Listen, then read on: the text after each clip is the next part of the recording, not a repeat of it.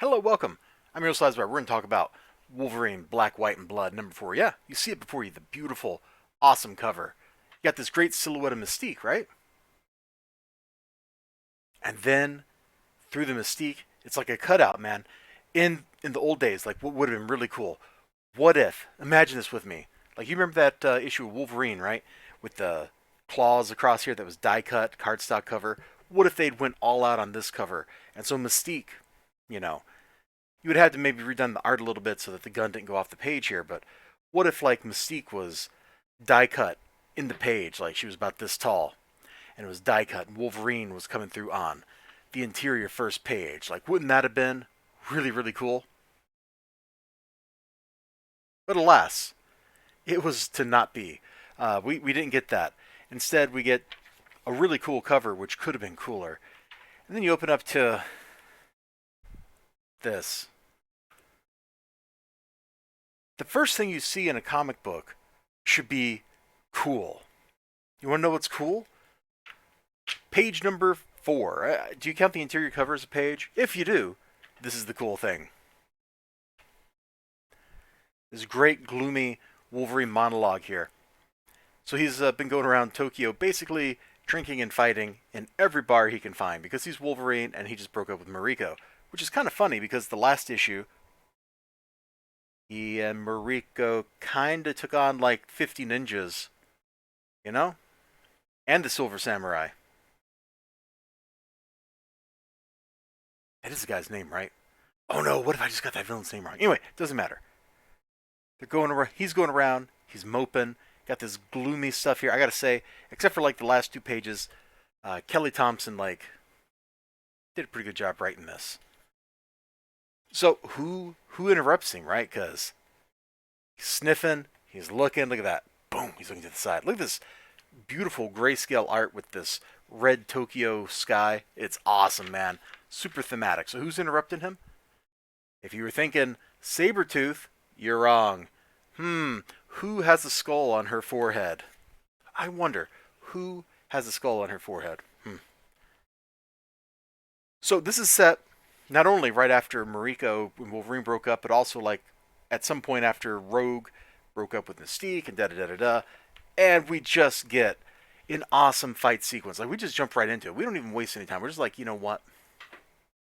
You know what? Let us engage in ridiculous super battles.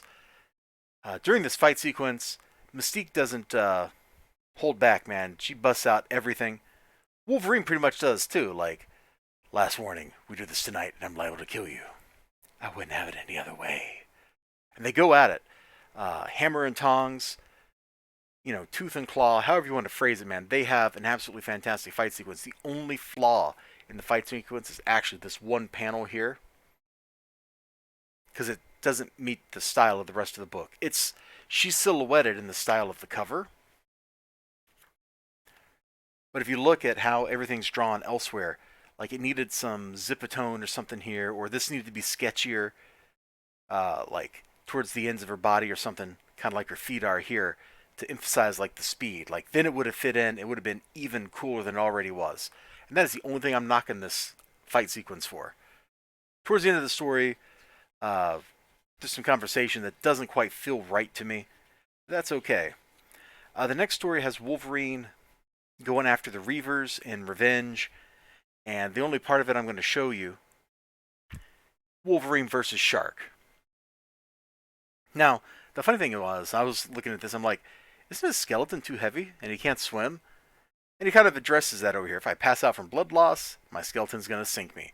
So apparently Wolverine is, with his skeleton, still light enough that he can swim. Okay, whatever. But this is an awesome moment in an okay story. Like, that first story, super hot. It nails the essence of Wolverine, of Mystique. It carries pain and rage. This one is just kind of, there. But it does have a moment where Wolverine is fighting an army of great white sharks. And any story where Wolverine is fighting a great white shark has to be good, right? So I enjoyed this story mainly because of this couple pages. It's great stuff. I'm not going to show you the last page, or the last story at all. It was actually kind of a letdown. It's got Sauron in it, and he doesn't really sound like Sauron. He sounds like just some guy that's wearing the Sauron outfit, and the story's pretty forgettable.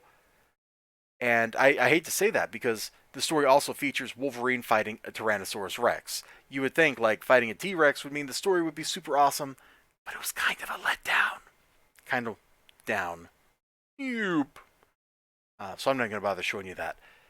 But that first story, totally fire. So this series, like every issue, has been kind of like that. You had this like one great story, an okay story, and kind of an story. Each and every one of them, which is weird. I think it was on my New Comic Book Day stream. I was talking about this, and I think what Marvel should have done, and maybe they still can. Well, they probably won't because they'll probably just produce like a trade paperback of this. But they really ought to take this stuff, put it in manga size, and put it all together like that. Sell it for like $14.95, and actually like get something into the hands of manga readers, man. They're used to art that looks like this. Like this is the kind of stuff that you get in a manga. You get black and white. Usually the art's not as detailed as the art in this. They should go for that. I think that would probably sell because then they could slot it in as I whack the camera, slot it in right next to all the manga and stuff like that, and get it in front of kids that don't read comic books because kids read manga these days. Like at least that's what it sure seems like, judging by sales figures. And I think that might have been a better choice than just going and producing a trade paperback like they are probably going to do. Somebody told me about this. Apparently, this really is the end of Venom. Don't know how I feel about that. Things seemed a little crazy on that front, but pretty good stuff, man. I have enjoyed every issue of this. This is like the X-Men comic that we should be getting. This is the Wolverine comic we should be getting. Every month there should be a set of stories coming out about the X-Men, and one of them should be about Wolverine, and it should be like this like the good story out of every one of these books. But that's just me. And apparently I'm not Marvel's market anymore or something. I don't know.